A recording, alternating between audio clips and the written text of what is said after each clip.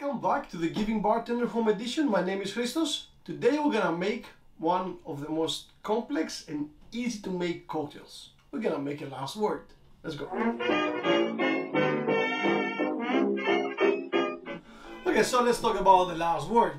The last word was created around 1915 in the Detroit Athletic Club, because apparently back in the day drinking was a sport. So the drink cost 35 cents, which made it actually the most expensive drink in the menu. It's about $8.50 in today's money.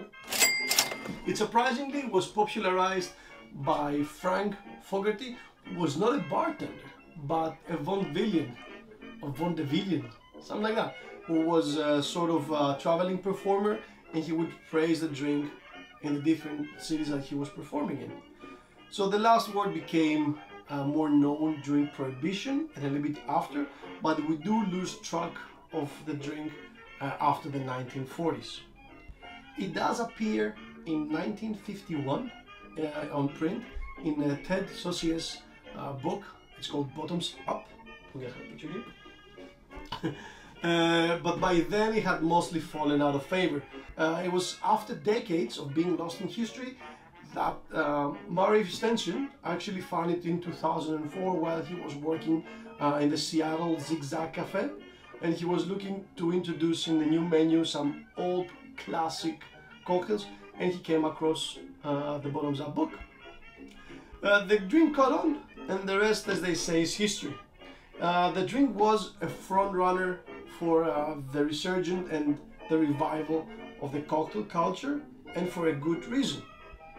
It is an equal part gin, chartreuse, maraschino, luxardo, and lime, which is really easy to make once you have the right ingredients, of course. So the first versions were supposedly made with bathtub gin, specifically to the version of the Detroit Athletic Club, which means that even London Dry or Old Tom gin would stray out of the original. We're gonna use a 7 cents, 25 ml, 7 cents double back holder, because I do want a more juniper forward product to keep as true to the recipe as possible. Second, of course, we're gonna have the green chartreuse, which is a French liqueur created by monks in the 18th century. Again, 25 ml. This has more than 130 herbs, plants and flowers, and I think it's just delicious, you know, and it does stand in an impressive 55% of alcohol. Third, we're gonna use a maraschino liqueur, which is made with marasca cherries, and specifically here they do leave the pits in, which gives it a more almond touch, which I think is very special. Last but not least, we're gonna put 25 ml of lime.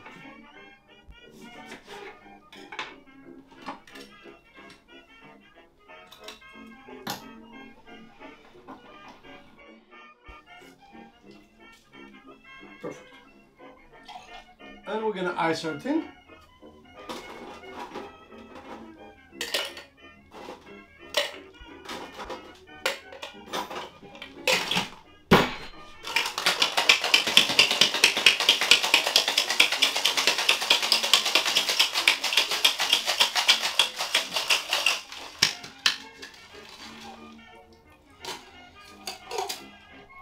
So the drink can be served in a coupette or a Nick and Nora glass. We're gonna use a nice chilled Nick and Nora, and we're gonna double strain because you don't want extra chips to fall in and dilute it further, of course. And you have this perfect wash line. There you go. So let's give it a shot.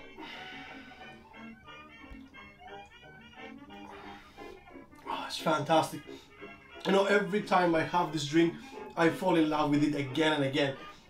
It's savory, it's herbal, everything is exactly where it should be. Some people like to garnish with a maraschino cherry or lemon zest. For me, none of these things go. The drink is perfect as it is, and they would just stand in the way of the flavors. The last word for me is as close to a perfect cocktail as you can get. But it's also a guideline to creating other recipes.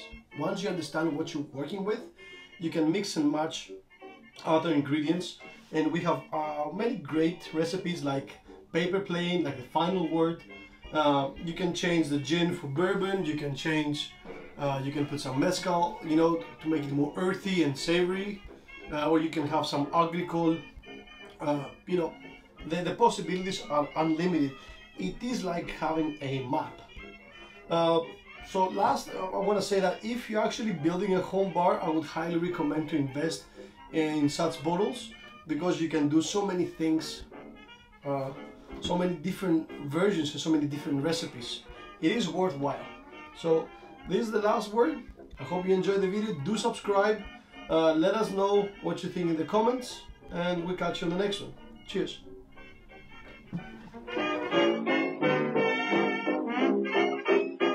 So let's give it a try. Fantastic.